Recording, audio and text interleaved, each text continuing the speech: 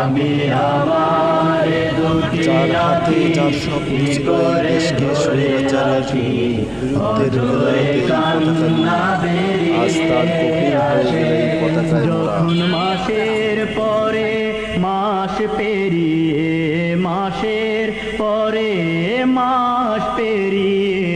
15 August আসে আমি আমার দুটি আঁখি কি করে ধরে রাখি অঝরে কান্না বেরিয়ে আসে আমি আমার দুটি আঁখি কি করে ধরে রাখি অঝরে কান্না বেরিয়ে আসে মাগো তোমার ঘরে সাবিরুনি